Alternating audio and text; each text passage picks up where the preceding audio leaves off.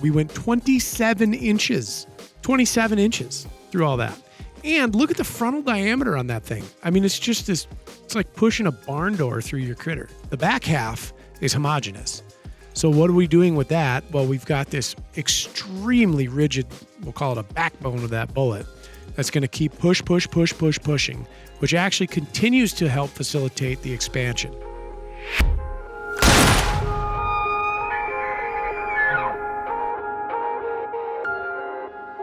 What is up, everybody? Mark on the mic, Mr. Ryan Muckenhirn across from me, and welcome to Cartridge Talks, fully loaded. This is the Bonded Bullet Showdown. Oh, Ryan, you got the double guns there. That's also a great, like old standby, can't miss dance move. Just the double guns. You're not gonna go wrong with that. No, I imagine in your Nebraska days, I only assume that it's just cowboy bars that you went to and you busted out the double guns. There was once again, everybody, we'll get to what we're talking about today. There was one particular establishment, I assume it's still there, I haven't been back in a little bit, called a Dude's Steakhouse. And it was a steakhouse. You could get a real nice steak there. On like Fridays and Saturdays, though, it was quite the dance club. You cut the rug? Yeah. Yeah, a lot of hip hop music, also some cowboy hats. It wasn't a that's very, kind of an interesting blend. Yeah, it was a very eclectic vibe. Yeah, Wild place. Generally, you could count on a fight at bar close. That's always entertaining. Yeah, and they had a smoke machine. Yeah. What else? There was a place like that when I lived in Fargo. It was called the Hub. Okay. And it was, I believe, it was 4 different bars. One was hip hop. One was cowboy. I think one might have been rock, and then one might have been like electronica or ED. Okay. I don't know what it's called. You know what?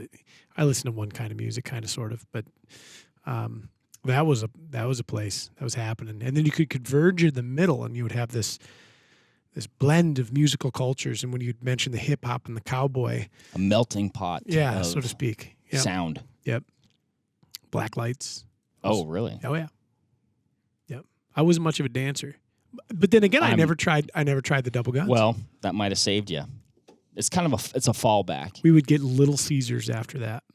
That sounds real nice. It was great. Okay, well, welcome back, everybody, to the Bonded Bullet Showdown. Ryan, I really had a lot of fun during this test. I think this was the best and coolest one that we've done. I was excited about this test. Had a lot of fun doing it. I really liked the results. Yeah. And we're going to get to some of those today.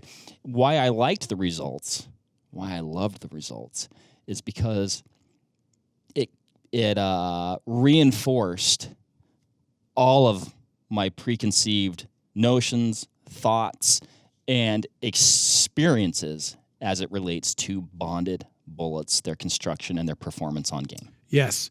And a bullet technology that does not get talked about enough, in my opinion. I agree. And one time went so far to say on a different podcast, I can't remember which one it was, you said, I think we might just stop seeing these things. And I said, number one, how dare you even plant that seed? And I still don't think so. They wane in popularity. There are offerings from all the biggins, right? Not counting the companies that make like a solely monolithic bullet or solely match bullets, these kinds of things. But most of the big ammunition manufacturers have a bonded offering. I have seen many offload.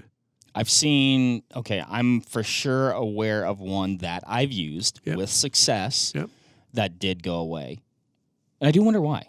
I never asked. I think I was too afraid to ask. I have some theories as to why maybe they waned, in that these have always been rather technologically advanced bullets.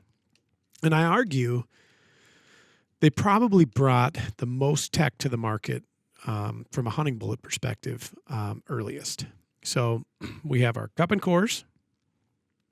We go from cup and core to mechanical retention. So whether that's like a core locked or a partition where we've got this new geometry within the bullet to provide, a force multiplier and an advantage for weight retention and penetration. But then you get into bonding, and we're using chemicals and electroplating processes to make this very structurally sound projectile. But where they didn't necessarily, not all of them, some of them did, and you're a big fan of the Swifts, where they didn't advance as quickly as some of the other bullet technologies was in profile. That has changed. That has changed. That's where this list was curated from. These are some of the spicier BCs out there. Like, you can go higher, but you're almost guaranteed to be into a match profile bullet. Not that it's a bad thing, but that can succumb to match profile bullet things in the field. Or match profile / construction. Yeah, correct.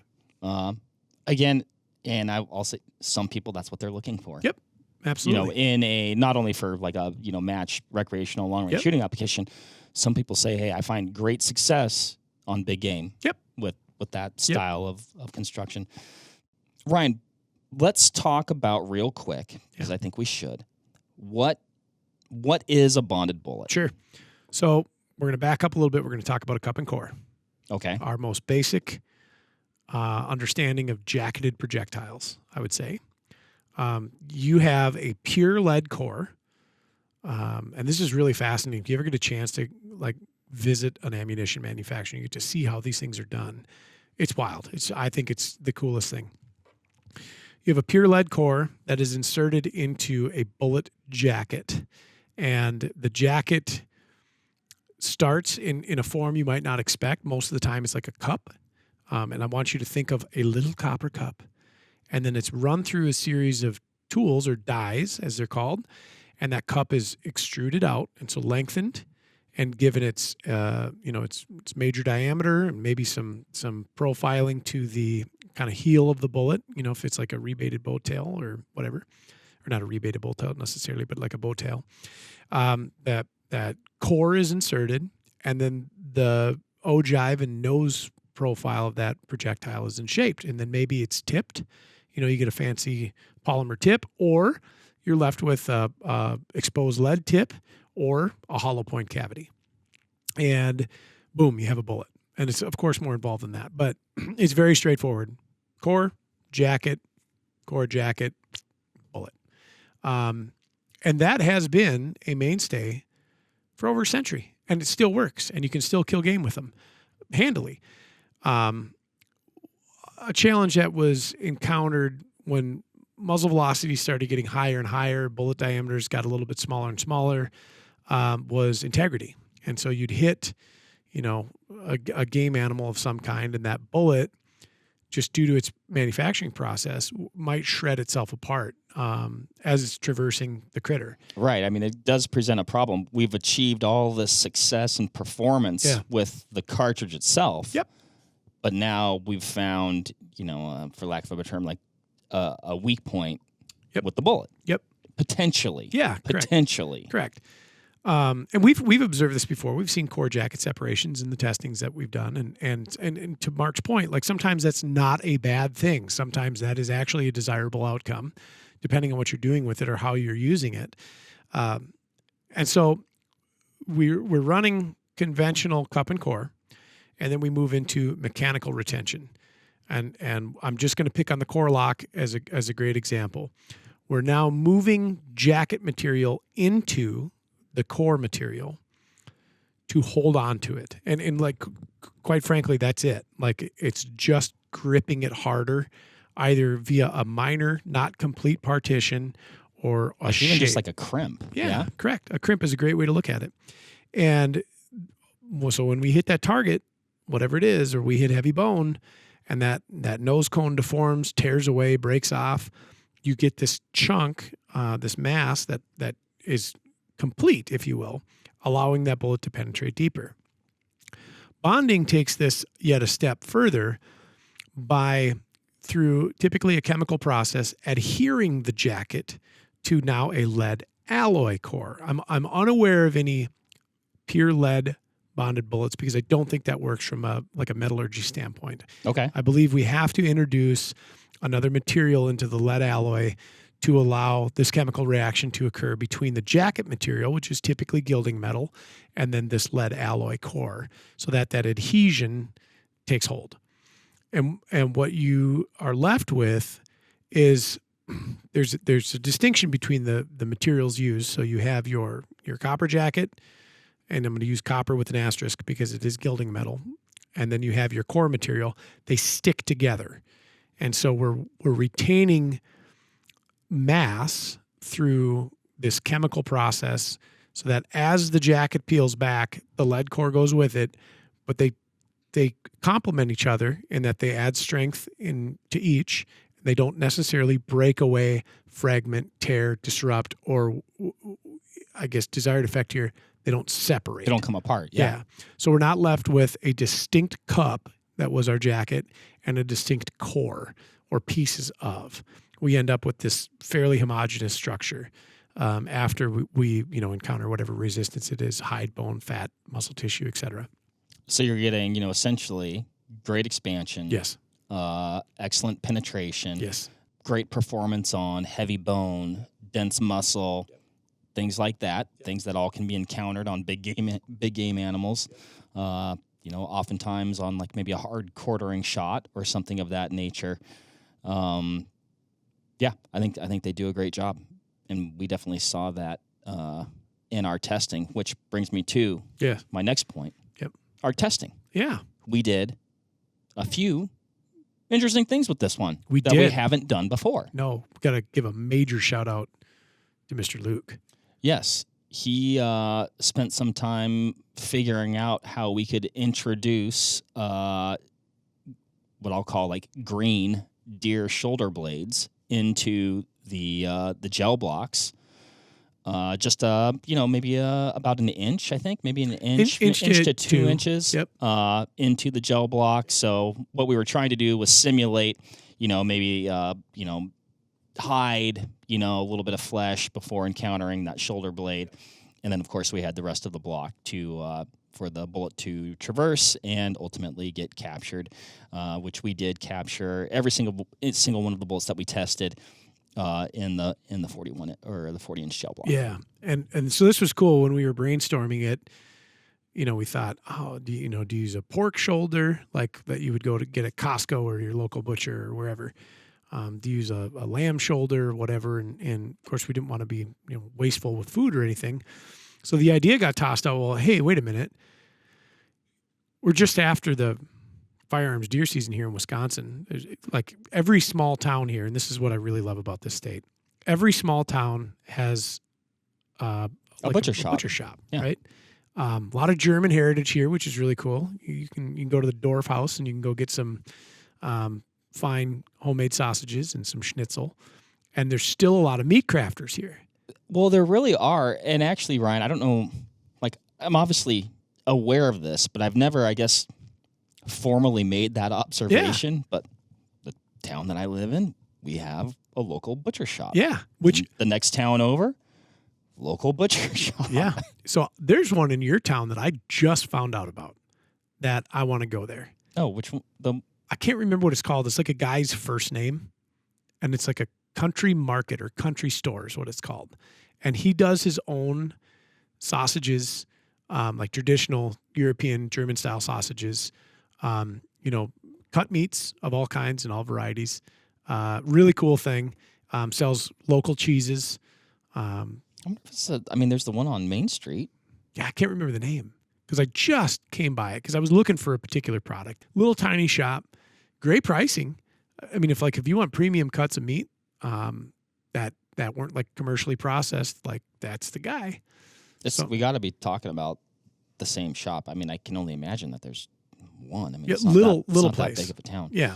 I've had some work done there. Yeah. So Luke got a hold of a local processing shop and said, "Hey, working on this project, we need some scapulas from deer, which normally otherwise just go to scrap."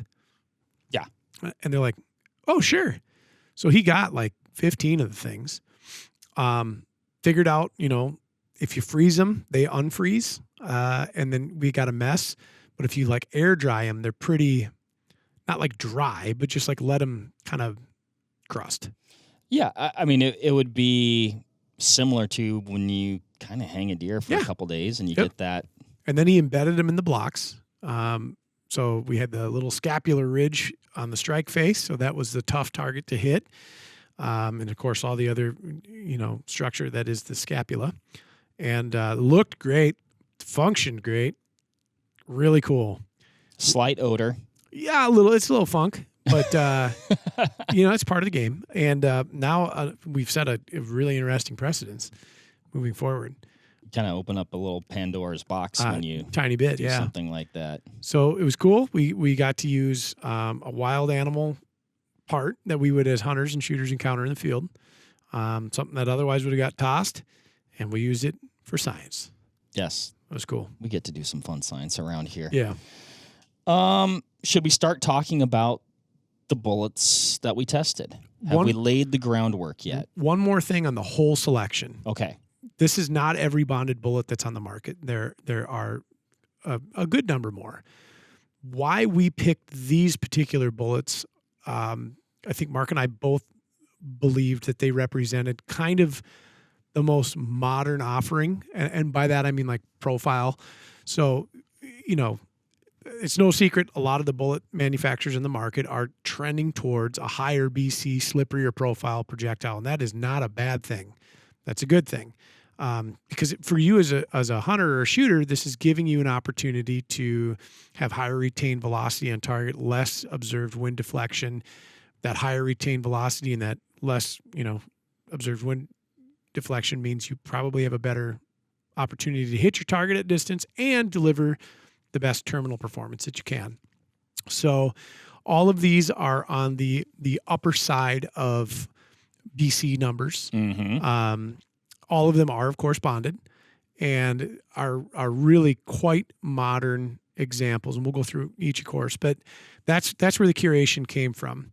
Not because we thought that, brand X, Y, or Z had a better bonded bullet than brand A, B, or C. It's just these were kind of the slipperier, fancier, more modern designs. And point blank, that's what we picked them for. Yeah, I mean, in essence, they all have a quotation mark target style bullet profile. For instance, pick on the Federal Terminal Ascent here. They have a G1 BC of 520. That's high.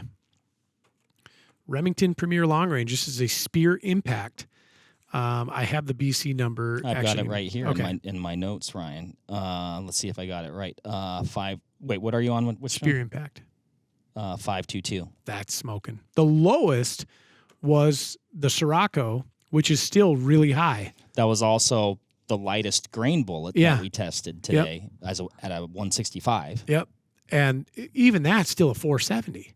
Yeah. I mean, that's nothing to sneeze at. No. Not at all. Cool bullets. But again, trade-offs, right? Oh, we have a slightly lower BC, but because of that lower weight, one of the higher velocities. Correct. So yep. I'm gonna also pull up. Oh, that should be the GB data, I believe. Yes. If you want to pull it up to corroborate, okay, or follow along, we can certainly do that. But yes, those are the numbers that I have here, and I think I have them right. Okay. Shall we? Yeah, please. Oh, one additional point of order.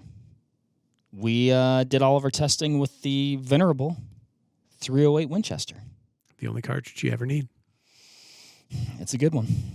Some people don't think so. Well, Mark, some people are funny. First up. Yeah. We have, this is a federal loading of the 165 grain Swift Scirocco 2.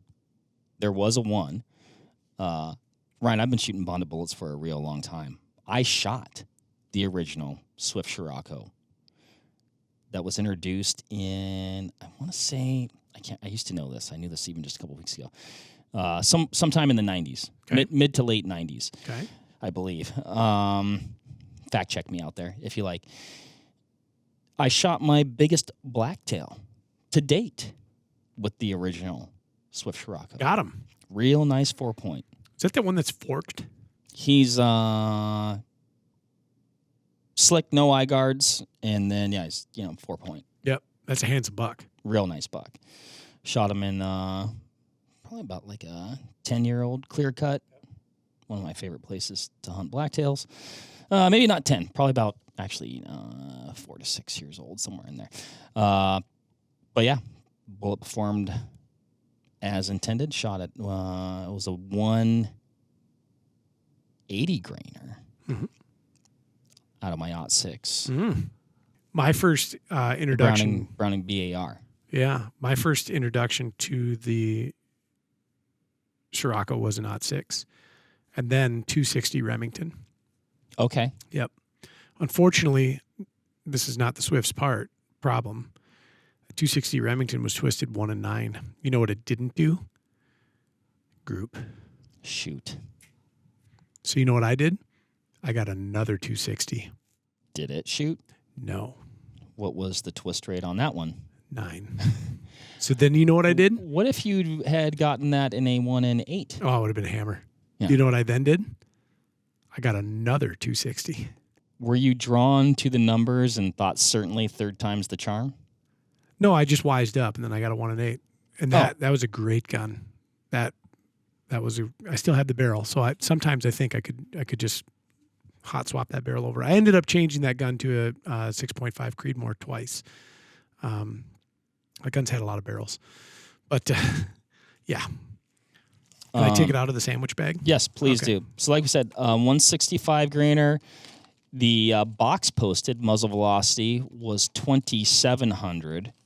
Ryan, we got 2668. Pretty darn close. Yep. And I believe the barrel we were shooting was a 22. 22. Yep. So they were probably testing this out of 24. Yep. Probably lost a little bit off the top to be expected.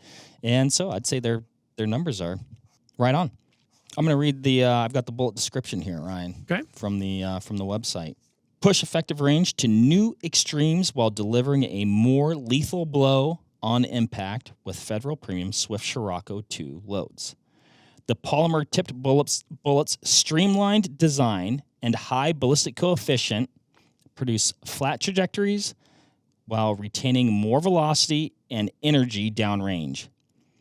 Aided by its signature black tip, the bonded Scirocco 2 expands at minimal velocities, yet offers high weight retention at close range thanks to its bonded copper jacket. You got a recovered mass on this one, Marco? I do. We are saying recovered weight 158.9. So less than 159. Yep. So 6 grains is what we lost. 1 to 2 of that being the tip. Yep, correct. And shot into a shoulder blade at 100 yards. Yep. So we've got a very high impact velocity. Yep. Contact with a bone. Yep. Massive disruption. And like my favorite part about bonded bullets is the retention of the lead alloy and copper together. Right. Where it looks like the copper is just some sort of layer of oxidation on top of the lead, and the lead peels back, but none of it breaks apart. So less than six grains lost, or just over maybe. Something like that, yeah. Through bone, and then through that super dense medium that is the gel. And we went 27 inches with this bullet. 27 inches through all that. And look at the frontal diameter on that thing. I mean, it's just this, it's like pushing a barn door through your critter. And it still went 27 inches. If you haven't watched the video, and this will go for all of these, I certainly would encourage you to do that, to see, to watch the impacts and watch the disruption in the gel block, watch the bone. Actually, in the first shot that we fired, eject itself. Yeah, correct. From the block. It did. Squirted out the side. At least the pieces that were, or that remained. That remained. Cool stuff. Big fan of this bullet. Yep. I did shoot a deer with it fairly recently at about 350 yards. Montana. Montana Swift Scirocco 2 out of a 6.5 RPM. Did you recover that projectile? No. I always ask you that. And because, that's like, to me, finding the bullet or remnant of, that's almost as exciting as touching the horns. It's always like we weren't going to like it. Oh, you know what, though? It went through. You were on. We didn't find it. That was a mid to late November hunt, wasn't it? Yeah. Very cold. Yeah, because I was in South Dakota at the same time, and it was insane. Wind. It was brutal. We sat on that buck. He was bedded. We saw him. He went over the hill with this doe. We caught up with him, and then his doe was bedded on this little ridge line. Yeah. And we couldn't see him, or maybe we saw him for a bit, but maybe you could see his antlers. I can't remember. So we knew he was on the other side, but like absolutely no shot. And we sat on him for like 4 or 5 hours in that. And eventually she got up, fed over towards us. He got up, followed her over the hill. And like I said, I shot him at like 350. I think it was like a double lung type scenario. And he ran down the hill and, did a nose plow into the snow, and we got him. Yeah. But so, again, I guess just another anecdotal example of it works. It does. Cool cartridge, too, that 6.5 RPM. Yeah. Yep. That's, you were talking about bonded bullets maybe not getting enough credit. I think that's a cartridge that doesn't get enough credit. Yeah. That's a pretty special little cartridge. You look at the numbers, you're like, a lot of that cartridge makes sense to me. Yes. Not just the numbers, but you're like, oh, yeah, I can see why they did this the way they did it. And that's performing like this. That's a cool cartridge. Any other relevant info on this guy, Ryan? Swift Bullet Company, kind of a small shop. They make some incredible projectiles. A-frame is one of the toughest bullets on also a bonded bullet. So the A-frame is a partitioned bullet that the front half is bonded. So like integrity to the max. And one of the coolest shots I've ever seen executed with a Swift A-frame was on a mule deer with a custom revolver chambered in 414 Super Mag. It was about 170 yards, and we recovered that bullet after a lengthy journey through that muley, and it's perfect. So they know what they're doing. Swift makes an exceptional projectile. The A-frame, I'm going off memory, and I would say this is maybe about 20 years ago, Ryan. But I feel for like brown bears, Africa stuff, that bullet was considered the standard. If you were going to do those things, you were going to shoot a Swift A-frame. Am I recalling that correctly? Oh, 100%. So the A-frame is generally observed as exactly what Mark said, either a dangerous game projectile or a very tough handgun bullet. Because they have, contemporaries in each. But really cool story, that brand, and then really, really great products. And the Scirocco's available in a number of different diameters, so not just 30 caliber or 6.5, but you can get a Scirocco in most. So really, really good bullet. Really good bullet. Tough bullet. Very slippery bullet. I've always observed good accuracy out of them. Okay. So I think they're very consistent in their design and how they're doing things, and they do a fine job.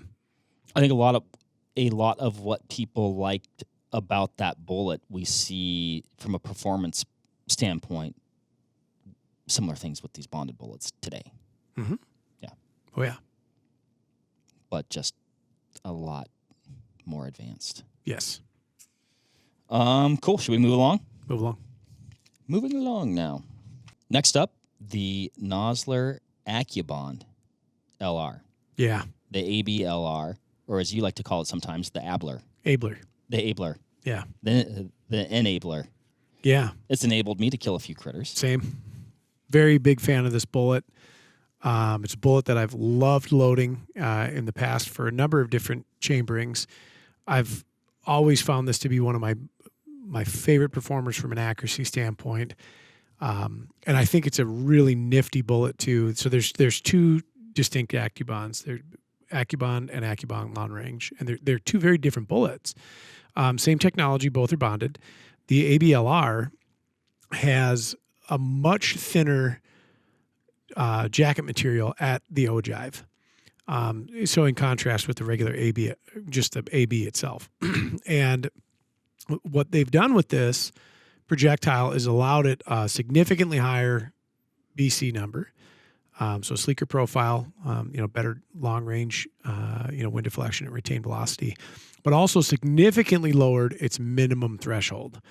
And some of the numbers on the ABLR are like spooky from the low end of expansion. I've never had the opportunity to really flesh out, what it would take out of a given, mass to expand through a critter. I think the furthest I've shot anything with an ABLR is like 356. Devastating.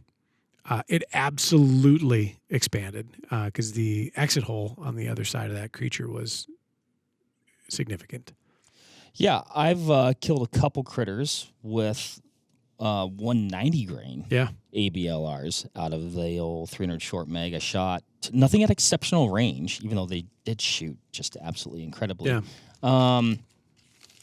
Shot an elk at like 200 or something like that, and then a really nice black bear at 350. But, again, got him. Incredible performance. The one that we shot the other day was a 168 grainer. Our observed muzzle velocity was 2682. Bullet has a BC of a G1 BC of 0.525. Yep. So very slippery bullet. And the box posted on that was 2750. So a little bit larger disparity between the Federal and the Nosler. Again, we're using a shorter barrel. Mm-hmm. Right? So these are usually 24-inch data, I believe, is what that's derived from. But 2682, you said? 2682. Yeah, I mean, that's no slouch. So we're, maybe 80 feet per second off or so. This one, I think, lost a little bit more mass. A little bit. Yep. So 145.3. Yeah, which was predictable. Again, looking back. Not what it lost. That's what we were left with. Yeah, that was our retained weight. Looking at the design element, again, we talked about how the ABLR is structured to expand at a lower velocity. That means we have less jacket material up front. This is a pretty acceptable amount of weight loss considering. We still had extremely admirable performance out of it with 24.5 inches of penetration, exceptional deformation. Every time I've ever shot an ABLR, either into gel or seen them recovered, they always have some of the most dramatic disruption through there. And again, it's consistent with the LR being a little lighter constructed up front, but still holding on to a significant amount of mass. Yeah, I would say all of what we just talked about by design. Like, I don't look at that little bit. I'm saying little bit of, comparatively more bullet loss. I say, that actually is performed as advertised, and it performed in a manner consistent with how, if a person is selecting this bullet, that's the exact reason they selected it. They wanted it to do this at higher velocity, through bone, at short range. Also have the ability to expand optimally at extended ranges as well. That's the LR part. Yeah, I want to go back real quick to the Scirocco because this is something I forgot to mention. Using the Geoballistics mobile app, available at the App Store and the Google Play. Free download. 500-yard retained velocity with today's environmentals using the weather station data. Retained velocity at 500 yards today would give us about 1770 out of the Scirocco. If I pivot to the ABLR, again, great bullet, pretty high BC, 1886. It's only 11 MOA of drop. So if you were shooting a dead hold BDC reticle out of, say, a Viper HD 2-10, that is the 500-yard line with a 100-yard zero at the heavy post, which is great. Guess what 400 yards is? I don't know. The third line. Guess what? Guess what 300 yards is? The second line? Yeah. So the subtensions are 1.5, 4.5, 7.5, and 11. And they go 1.8 at 200, 4.5 at 3, 7.6 at 4, 11 at 5. That is a perfect marriage. That's impressive. I digress. And I'd say, those numbers aren't, they're not the best you're going to see out there. No. But they're a 308 shooting a higher mass projectile. Right. Yeah.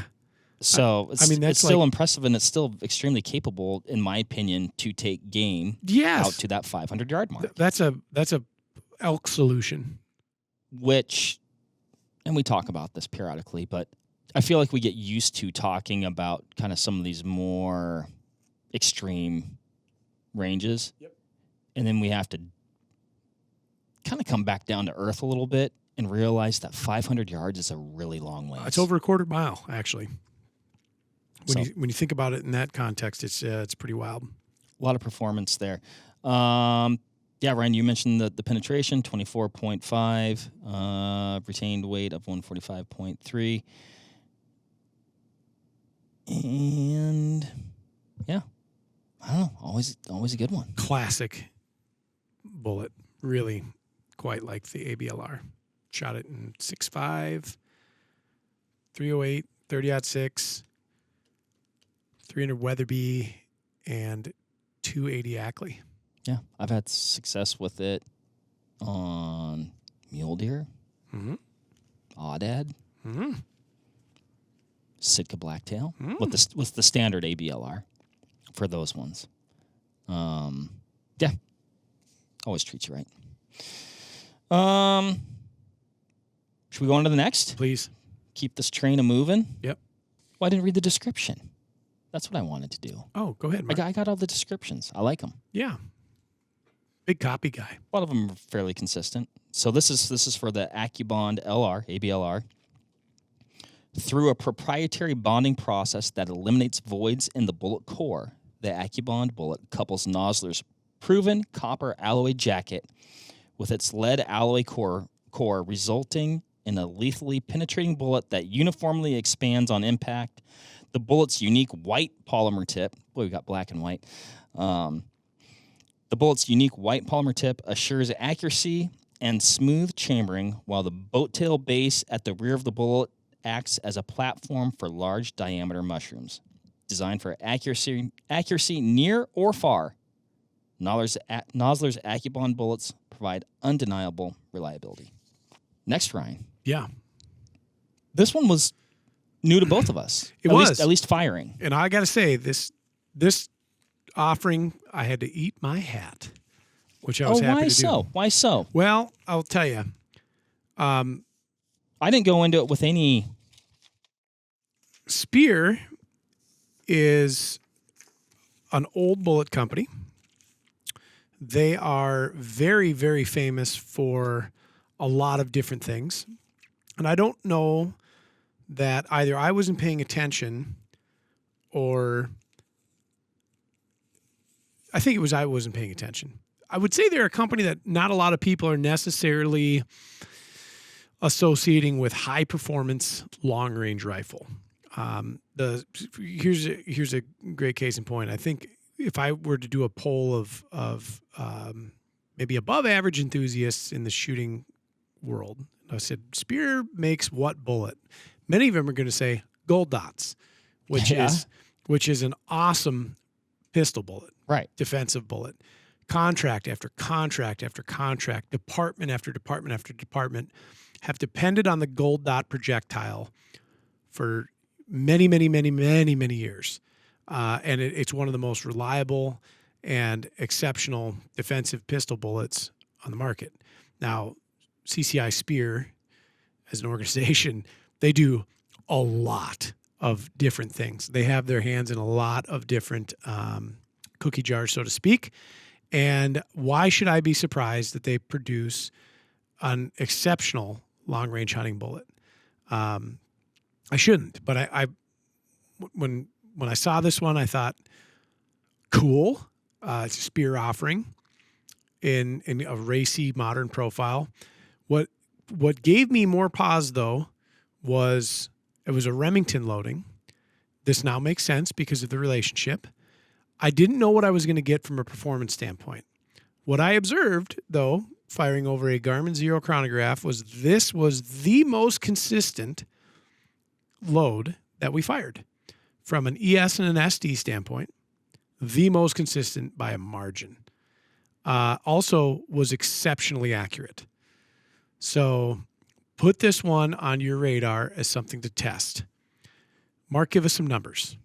This was the Speer Impact. Like you said, it's a Remington loading, 172 grainer, BC of .522, and came out of the muzzle for us at 2,600. What was the box posted there? 2635. Very close. This is one of the more realistic observations. You almost wonder if you did have, like, say, a 24-inch barrel, if you might see On the button, or maybe just a smidge, maybe a smidge more. I don't know. So I foolishly did not take a picture of the chrono data once we got done shooting several rounds over it. But I believe it was a single-digit SD and a low ES. So it was very impressive, and like I said, it shot marvelous. And I was quite chuffed with the performance. Yes. I'm going to read the description for this one too. Yeah. I like these. I've written a lot of product descriptions over time, so I understand. I always appreciate a good product description. Take your hunts, your hand loads, and your shots farther. The Speer Impact bullet blends tough, molecularly bonded construction with a high ballistic coefficient. Its groundbreaking slipstream polymer tip provides a perfect aerodynamic me-plat, and its hollow core initiates expansion at velocities 200 feet per second lower than comparable designs.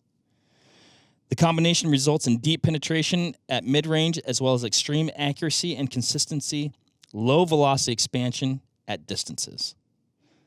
It's got some bullet points here. All of them had bullet points, but a molecularly fused jacket maximizes weight retention and improves accuracy. That's the bonding part. I also really liked the name Slipstream Polymer Tip. Yep. That just sounds great. I also like Impact.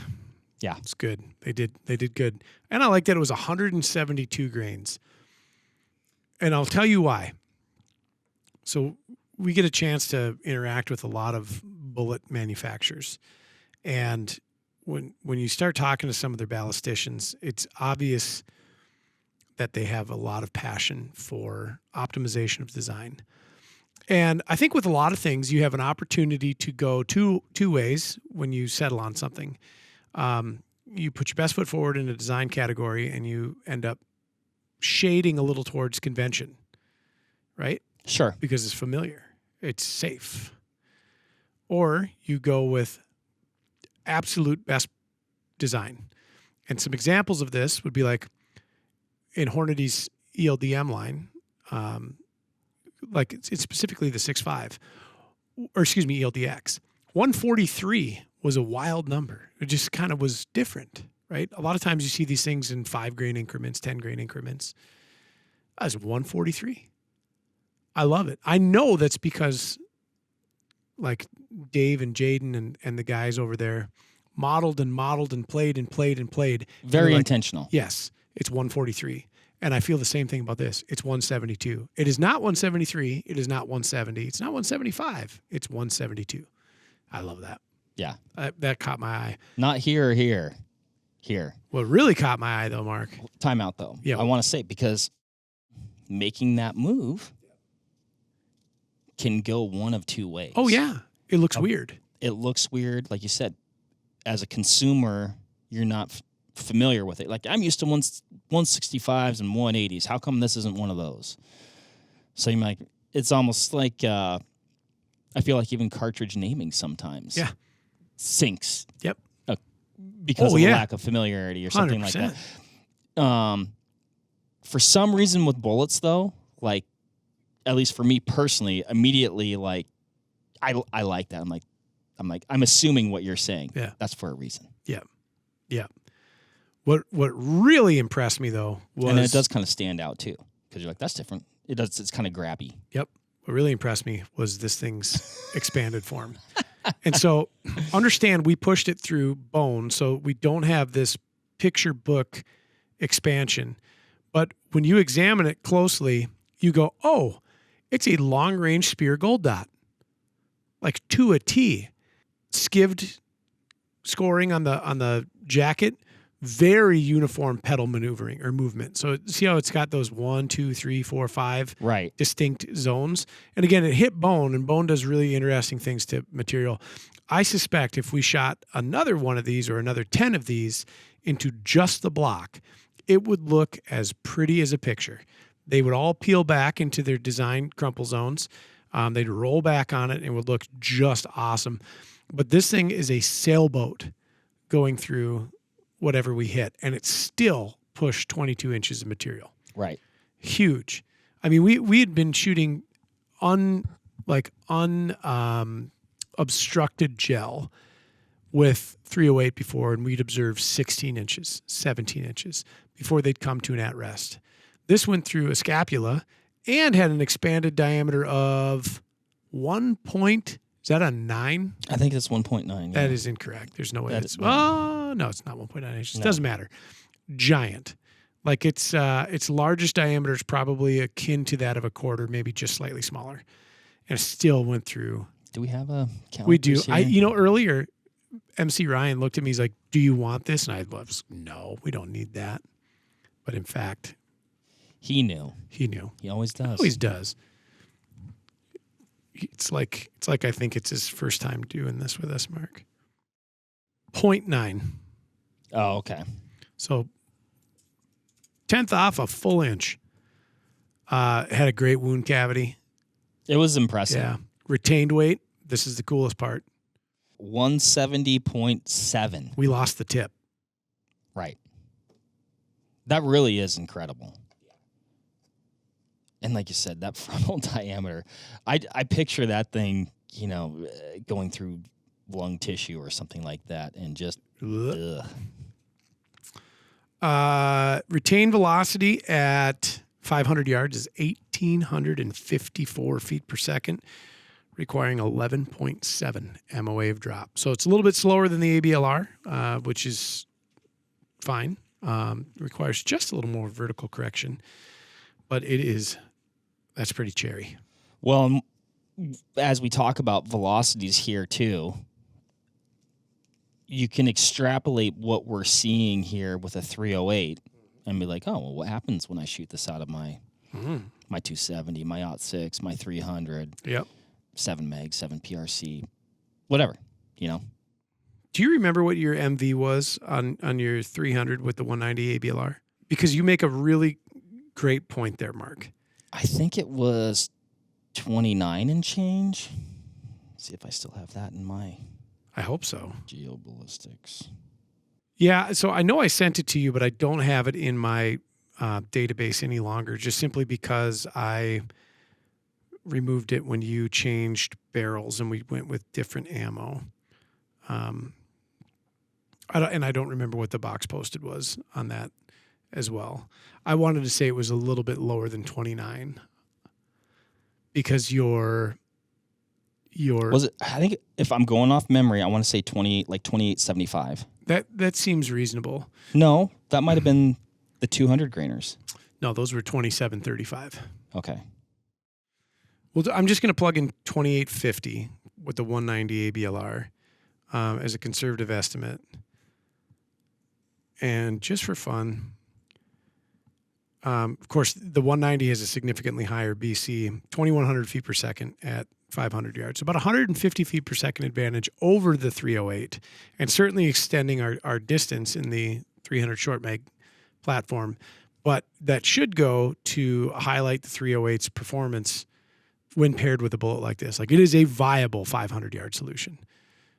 No question about it. Mark is searching for this. I am opening the sandwich bag containing the 175 grain terminal Ascent, which is a bullet I was really excited to test. I've shot a fair amount of terminal Ascents, never into a critter and never into anything that would, exemplify a critter or emulate a critter, like with bone and squishy tissue and things like this. This is a pretty neat bullet, the Terminal Ascent. It's a wildly technologically advanced projectile. I think draws a lot of its lineage from Trophy Bonded's Bear Claw. When you look at how the Bear Claw bullet was laid out, which, you know, Federal had a great working relationship with Trophy Bonded. They still have Trophy Bonded offerings in there. The Terminal Ascent is, I think, a very similar design, but evolved to be an exceedingly high performance, long range bullet. And its numbers speak for itself from a figure standpoint, right? So I'm going to peel over here to the Terminal Ascent. A couple things about the bullet: super high ballistic coefficient, considering its caliber. So this is a 175 grain projectile. It has a G7 BC of 0.258, which is wild. The G1, for those familiar with it, 520. It has some really wild low velocity numbers again. And this is something that, talking to people who have hunted with and harvested with the TA, they've observed. So they've pushed some envelopes with this projectile, and they've said it is what it's marketed as. And as far as that term magic bullet, at least on paper, this projectile seems to be as close to it as you can get in the respective design. So really slippery profile, extremely tough construction. What I really like about it is the lead alloy half of the bullet. It has one of the I would say most equal ratios of like a lead-ish core and then solid copper alloy. And so rather than that core moving back toward the rearmost portion of the bullet where it's almost like into the heel and into the rebate of the boat tail, it's basically like just the front half. The back half is homogeneous. So what are we doing with that? Well, we've got this extremely rigid, we'll call it a backbone of that bullet, that's going to keep pushing, which actually continues to help facilitate the expansion, right? So if we limit the crumple zone of that projectile to just the forward half, and we give the back half of the bullet nothing but shank, that thing just drives. And it does also facilitate uniform and continued expansion of the projectile, even at lower velocities.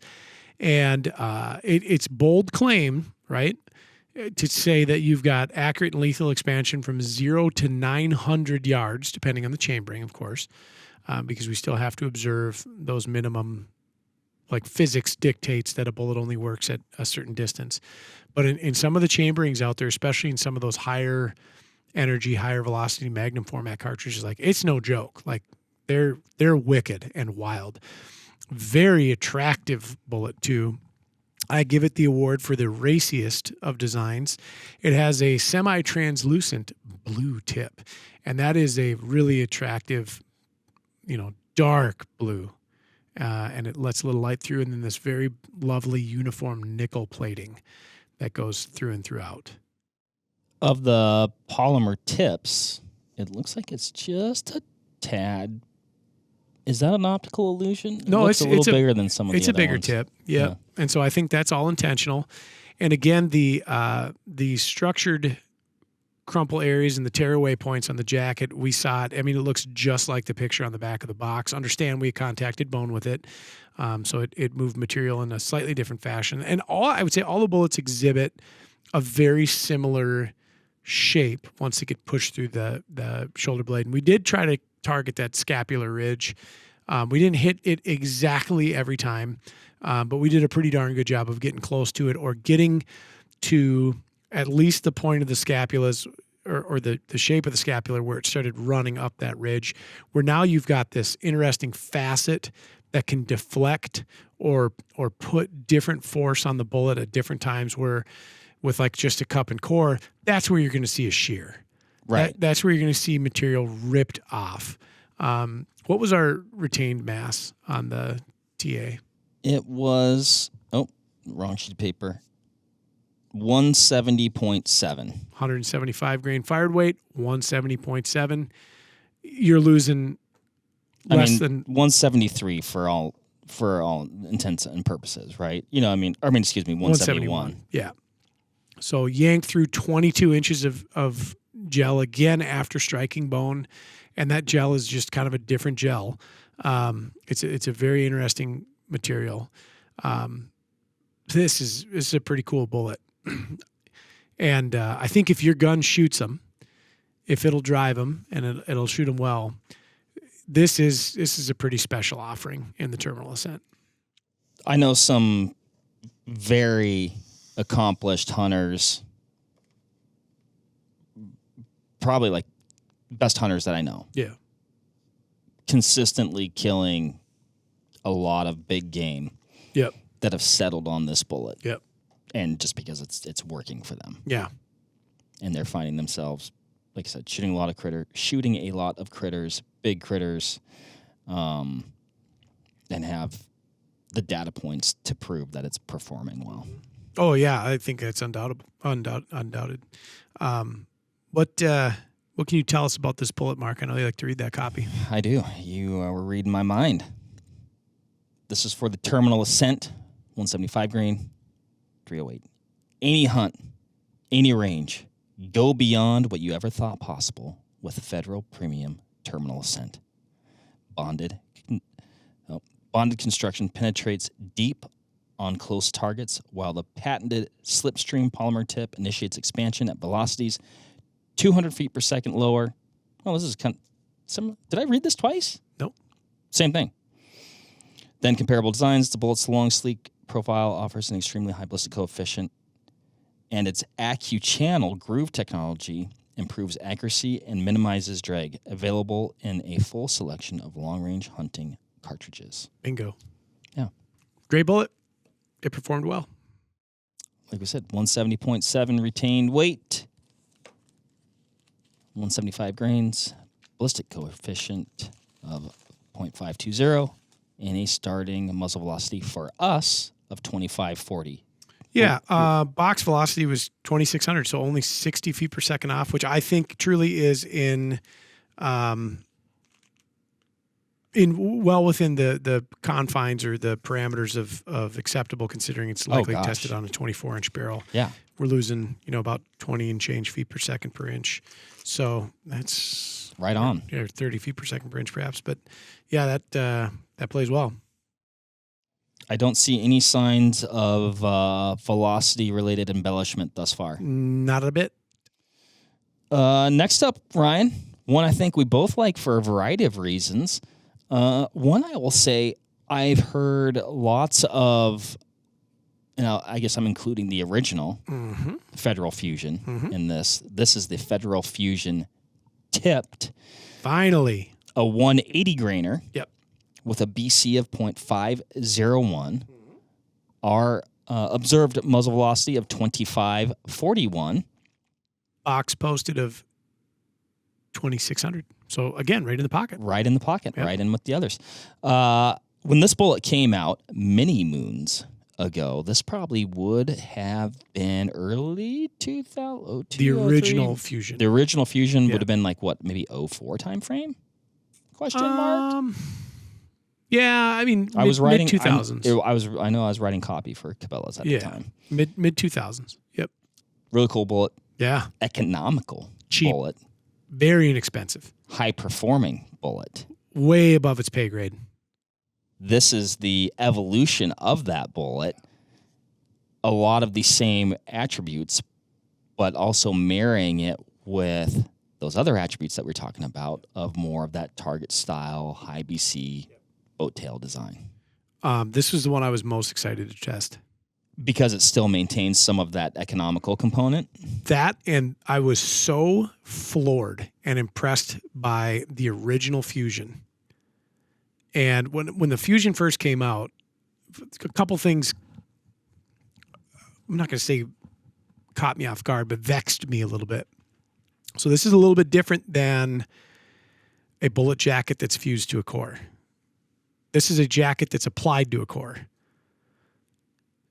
which is a different process. So we're not starting with a cup and bonding it to a core. We are taking a core and we are growing a jacket around it.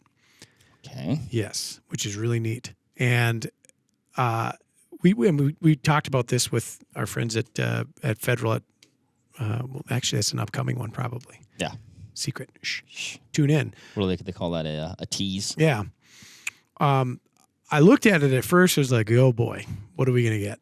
And then every gun that I shot them out of, and every time I recommended them to a customer, they're just blown away by how well they shoot. And a lot of that comes from the consistency that you get in jacket when it's not two things being smashed together and then plated. When we're making this unbelievably uniform jacket around this core. And they are one of the most forgiving bullets that I've worked with. You know, right on, we've mentioned this before too, when people are like, hey, I've got this gun, I can't get it to shoot, you know, I'm trying all the best ammo. Understand that working through bullets like this, the more tech you pack into a bullet, the less forgiving they seem to be. That's an anecdotal statement. I can't support it with facts or theories or numbers, but a lot of times I'll have shooters reach out and say, hey, I bought this $100 box of ammunition and it's just not giving me results. Like, what's the deal? Now, before you pick apart your rifle or take apart your scope, start changing stuff, try different ammo and try something like, you know, a very inexpensive, and I'll use Federal as a great example because we're on a talking point. Try their just regular Power Shock. See what happens. Mark, remember that 300 Win Mag, that pair of 300 Win Mags, those X bolts that came in? Mm-hmm. They shot a $100 box of ammo into 4 minutes of angle. The rifle simply did not like that ammo. They shot $22 Federal Blue Box into 3/4 of a minute of angle. We had our pick of the litter. Yeah. Of varying ammo types. Yeah. It liked the cheap stuff. Yeah. And I for whatever reason, I don't think I got Fusion on that one because I couldn't find it or it wasn't available or something. I can't remember. Yeah. The point is like I've made that recommendation to folks on this particular projectile, the Fusion Standard, and they're like, holy smokes, that stuff shoots incredible. The first infield experience I had with it was a muley running away, like full on, we'll call it the old Texas hard shot.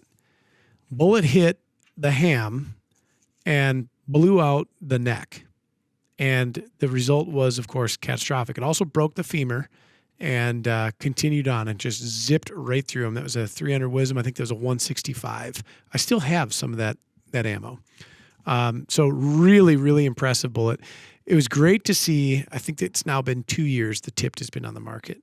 And like that was a necessary addition to the line to keep up with current customer demand, was put an aerodynamic, low drag, high speed tip on it. What I really like about it is it's blaze orange.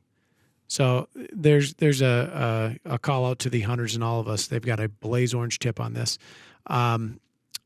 And again, I have so much endearment in my heart for the Fusion as being just a premier projectile that gave bonded technology to the masses at an extremely affordable price. I was going to use those exact same words. Yeah. It brought bonded bullets to the masses. And the first boxes that came out, remember how bright they were? I don't recall. They were orange, yellow, and black. And on some of them, they had like almost a mirror finish to them. Just this gaudy, eye-grabbing box. And they kept that here. Just cool. Ryan, I may have flubbed up. What'd you do, bud? I think I did flub up. I didn't transition my sheets properly here, my printouts, when we were talking about the terminal ascents. Okay. So I want to... Maybe we got it, but maybe we didn't. I'm just wondering, retained weight of 170.8, which is basically it's a 1/10 of a grain. Yeah. The only flub up mark would have been the penetration of 26 inches. Yeah, so +4 over what we said. So lot of penetration on the terminal sense. 0.712 for expansion diameter. Yeah. What do we got? Tell me about the Fusion tipped. So moving along now to the Fusion tipped. Get my printouts in check. 180 grainer. Yep.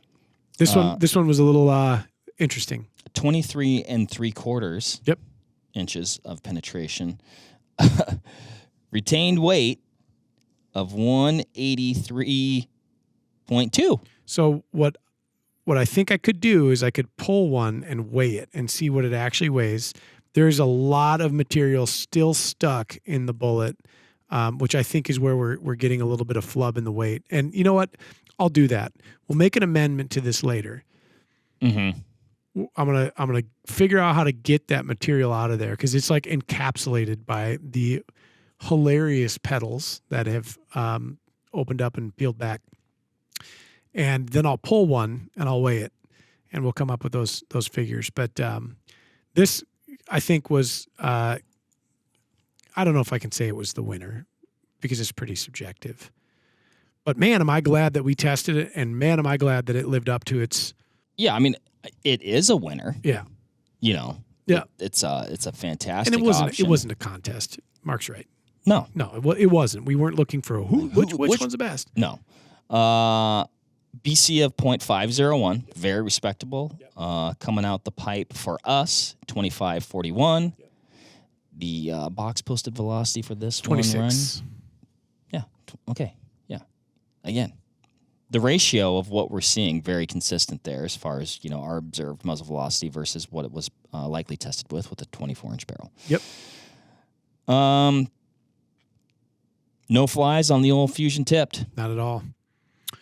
Nope. I was like I said, very excited to shoot it. Just for conversation, a Sierra Match King, which is a bullet many people are very familiar with, and is a bullet that's trusted by competitors across the globe, law enforcement across the globe, militaries across the globe, for its reputed accuracy and its high ballistic coefficients considering caliber. I'd like to read the 175 SMK's BC to give people some context on this, because there are certainly bullets on the market that have higher ballistic coefficients. And some folks might be like, well, yeah, but like a 143 ELDX has a BC of 0.625. That's true. But that's a 6.5 and it's a very long bullet, in a 30 caliber, 175 to 180 grain class hunting bullet.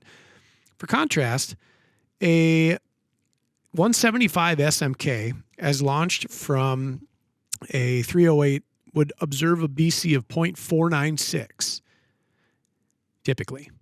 Okay, well, and for contrast, I know you're talking about the 180 Fusion tipped there, but equal grain weight, the 175 Terminal Ascent has a BC of 0.520. Yes. The lowest observed BC that we had was the Swift at 470. That's within spitting distance from a BC standpoint. Right. And from a functionality standpoint, on game, you've killed deer with Sierra Match Kings. I've killed deer with Sierra Match Kings. It's not the first choice. It worked. Bullet goes in the right place. Animal is dead. This is a much better prospect. These numbers speak for themselves. They are incredible. That's all. Fusion tipped. That is all. Last but not least, another one I was really excited to 0.8 looks like 0.861. Big frontal diameter. Mm-hmm. Yeah, that one did well, and maybe we said this already, but this is for the Fusion tipped, 23 3/4 inches of penetration. Yes. Okay. Last but not least, Ryan. Yep. I was very excited about this one too because it's relatively new into the U.S. anyways. This is the first time I've ever had the opportunity to shoot the offering from our dear friends at Norma across the pond, and it lived up to the hype. This is a bullet that I've been doing a fair amount of reading on for a couple of years now. I think it's about a 2 or 3 year old bullet in the U.S. and people have been thrilled. Of course, Norma, being the company that they are, they build premier grade components and ammunition. They have their own line, and they've used other bullets from other manufacturers as well, incorporated into their loaded ammunition. But they've got their own thing going on with a couple of different bullet technologies, from match profile to they've got kind of an eco line where it's a non-toxic or homogeneous bullet design in a couple different forms. One in a closer to a cup and core, and then one in a solid. And then, of course, they're bonded, which is called the Bondstrike, which I think is a sexy name. It's a great name. Yes. Can I read the description? Please go ahead, Mark. Similar to many of the others. Yeah. Norma has been known for precision, but the Bondstrike takes it to a whole new level with a winning combination of streamlined polymer tip and match-style boat tail for great accuracy. Bondstrike features unique bonding technology and state-of-the-art design. Goes on to say a few things here. Here's what I also like, though, Ryan. Hunters have used this with great success on everything from running moose in Sweden to baited hogs in Texas. Long-range expansion and knockdown power stopped a large moose with a single shot. I just liked the examples they used there. Yeah. Really cool bullet. Really great components. When I started seeing Norma ammo show up here, it was actually during the COVID phenomenon. Sure. And we were doing hunter sight-in. And usually we see a lot of core locked, a lot of Federal Power Shock, a lot of Hornady American Whitetail. Some of the racier stuff, Precision Hunter shows up a fair amount. Mm-hmm. So that would have been 2022, because I think in 21, the .gov mandated that we do it digitally. That's right. And so 22, we had everybody back out for one of our favorite events every year, is the hunter sighting. And the number of boxes of Norma ammunition that I saw on the line was great because it was available, where others weren't. So again, this is an imported ammunition, not a domestically produced ammunition. It comes from Sweden. A lot of great things do. Here, what? I'm half Swede, right? Yes. Yeah. So, boom, in comes Norma ammunition. That may have either sold or not sold. I think it's Bondstrike. What I think, Mark, is that you're Swedish. Norma's Swedish. You've shot moose. The Swedes shoot moose. What else is there to say? Yeah. Yeah. Anyway. Enough said. Yeah. I remember sitting there on the line with shooters shooting the stuff, and they were like nervous. They're like, I've never heard of this Norma. And I'm like, well, Norma's an incredible outfit. Like, they build just incredible stuff. And a lot of these guys and gals shooting, everything from 308 to 300 Win Mag and everything in between, shooting these little groups. And they're like, wow, this is good stuff. My favorite part about that event, though, nobody takes their brass home but me. So I ended up with... Which means you take everybody's brass home. I'm pretty selective now. It used to be kind of a situation. And actually this year I didn't even dig through the bucket. I forgot. We get really busy that time of year, and then I'm down there at like 10 o'clock at night rummaging through there like a raccoon. But I did end up with like 100 pieces of Norma .6 brass, which my plan was to convert to 338-06. I then found Norma 338-06 in, of all places, Wyoming. So I bought some. No kidding. Yep. So I've got now 100 pieces of head stamped 338-06 brass. How many times have you hunted that rifle? 0. Okay, still at 0. Okay. Yep. We had a listener request. Yeah. About the old 338-06. Say when, buddy. It's on the thing. It's on the calendar. Okay. I didn't see it. We just had our meeting the other day. It wasn't. It was before that one. Okay. We're scheduled out. Okay. We're pretty efficient. All right. Right? All right. I can't wait to talk about it. Cool. Maybe we should wait to talk about it. Okay. Until after you. I'm sorry. I mean after you go on your hunt. You're going to kick it down the road. I'm not kicking it down the road. I was trying to create a sense of urgency that you hunt this rifle sooner than later. 180 grainer. Yep. Norma Bondstrike. Yep. BC of .615, Ryan. That's what it's saying. That is what's posted. What do you mean? That's a big number. You think that's inflated? I'm wondering if there wasn't a transposition of characters. Maybe I wrote it down wrong. It does. I mean, it sounds. That's why I said it with the inflection and tone that I did, because I was. It was impressed more of by a question. No, I was impressed by that number. I choose to believe them, even though I'm struggling to get the cartridge out right now. Well, there's one right here. Oh, then, yeah. No, they do have a G1 posted to 615. Struggle is real. That's a big number. I also like the way they house their cartridges. Oh, we need to talk about that a little bit. Hey, would you do me a favor and snap one of those off? I will. So if you're looking on the YouTube, you're like, oh, wow, that's pretty cool. Far cry from, styrofoam or something like that. Yep. And very, look at that, Ryan. Extremely secure. The securest of all the cartridge holders. And then, it breaks. Oh, wait a minute. That would just fit so nicely in my pocket, my vest pocket. Yep. Top lid of my backpack. Yep. My favorite part about their... That is legitimately a benefit. Yeah. So Norma's cartridge carrier is really interesting in that it is a biodegradable material that is also one hell of a fire starter. Have not tried that yet. It will shock you. We've talked about this on the podcast before, but have you ever put flame to a Frito?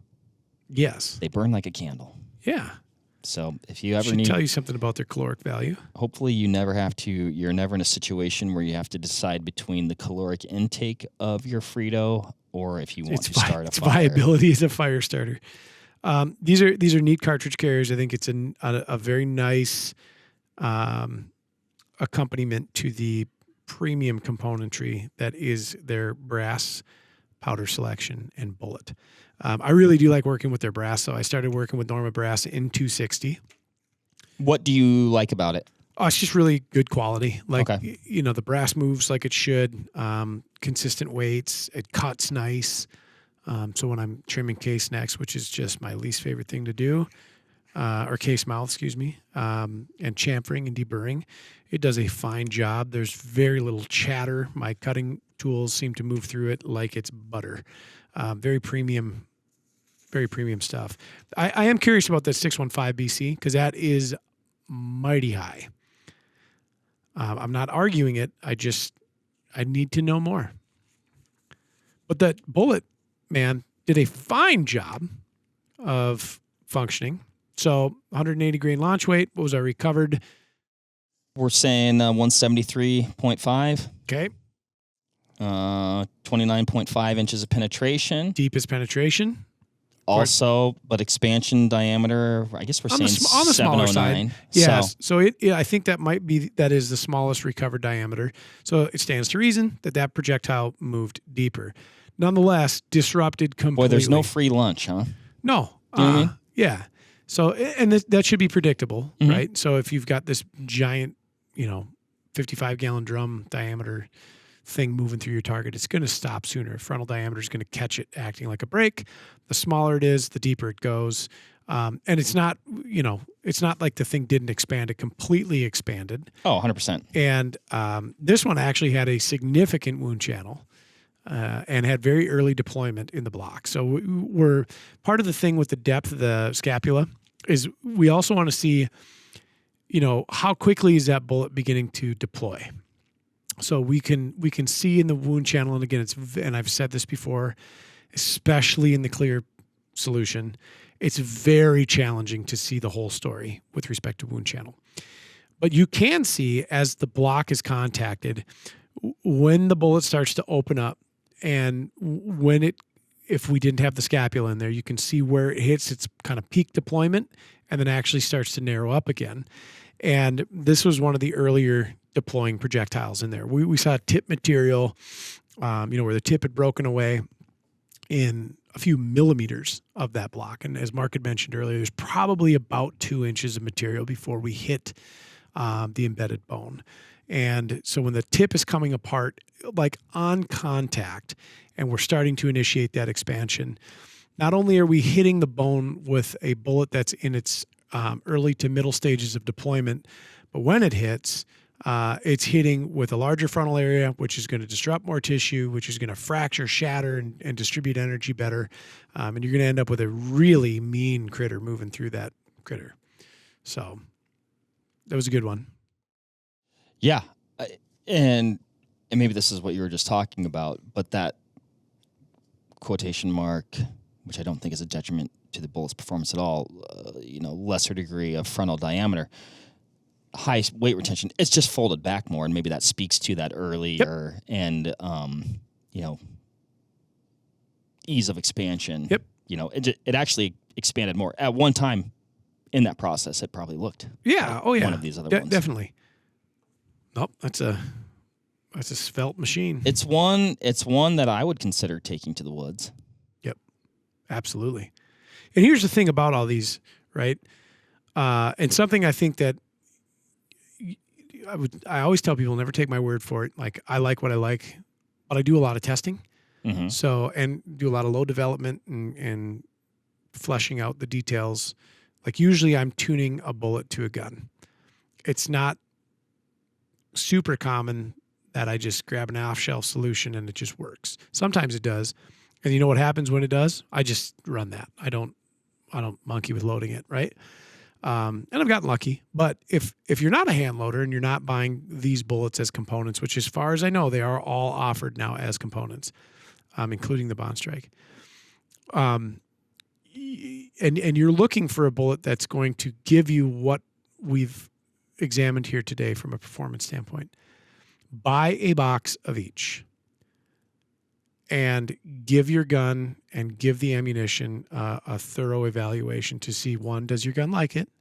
And two, is it something that you're going to be comfortable hunting with and even at extended distances, 400 or 500 yards. And that's regardless of caliber. I don't care if you have a 243 or a 338 Win Mag or anything in between.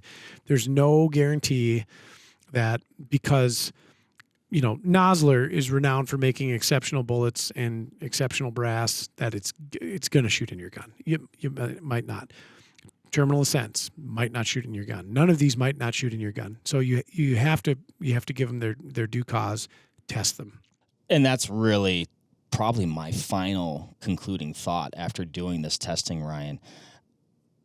All of these bullets performed incredibly. Mm-hmm.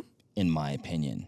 And my thought would be because I like a bullet that functions in this manner, I like these types of performance attributes. The beauty of it is, looking at what we've done today and what I know, I would not hesitate to shoot any of these and make them my go-to option if that was the one that shot best out of my rifle. I wouldn't look at any of these 6 options and be like, well, not that one. Yeah, none of them jump out at me. I don't say like, I don't really want to shoot a Swift Scirocco. Not at all. Like, no. And like, I'm just like, oh, sweet freedom. Like, which one shoots the best? Yep. Let's go. That's it. And I think you play ball with any of them. It's just only an added bonus that the cartridge carriers on the Norma break off into these perfect pocket size. It's a very small, big thing. Yeah. We've done it. We've done it. There you have it, everybody. This was a cool test. This was super fun. This is the Bonded Bullet Showdown. And I would say all of the bullets that we tested showed up and showed out. And if you like your bullets to perform like these ones do, these are all great options. And I think if they shoot out of your rifle, they will suit your needs. Absolutely, they will. And then some. Yep. All right, Ryan. Anything else? Bonded bullet technology is definitely caught here up. To stay. Well, I hope so. I really do. I have no reason to believe otherwise. The only reason I say that, we cut a lot of custom turrets. A lot. I read every one. to see if, like chronograph data is being utilized or if factory data is being utilized. Very small percentage, like single percentage points, bonded bullets. Well, maybe this podcast will help change that. I hope so. I know what bullets, just, auditing 1,000 of them. I know what bullets are hot. Not many, hardly any are bonded. And again, I think maybe it's just like myths, misconceptions, or unfamiliarity. Or unfamiliarity. That has to be the only reasons, because these really do represent kind of the Goldilocks prospect in bullets, right? You get the attributes of like the reasonable attributes, and I mean that. It's cool to look at a BC that's in the 6s and in the 7s. It's rare that you get really reliable performance out of a projectile like that. Like, you will make a concession most times. You're going to have to be mindful of heavy bone on a match profile bullet. You're going to absolutely rule the day when it comes to long range performance with a bullet like that. Not everything happens at 700-800 yards, right? No. Sometimes it happens at 57. I'd say that generally that's the exception, right? Yeah. And then conversely, like, if you're setting out into the West, for instance, if you're going on a Coues deer hunt and you own a 270, you've got a fantastic long range caliber. Mark, you've hunted Coues deer a couple times. Mm-hmm. If somebody said, yeah, I've got these 130 grain flat base soft points, you could do it. Mm-hmm. There might be a better option out there from an aerodynamic standpoint that's going to do you some service when it comes to taking a longer shot. Or if you want to just get to that point as a hunter or shooter where you have a lot more comfortability and capability at longer distances, and I'm going to say like over 300 yards, like, this is going to offer you a solution that you get the inherent toughness of some of the more structured bullets like a mono.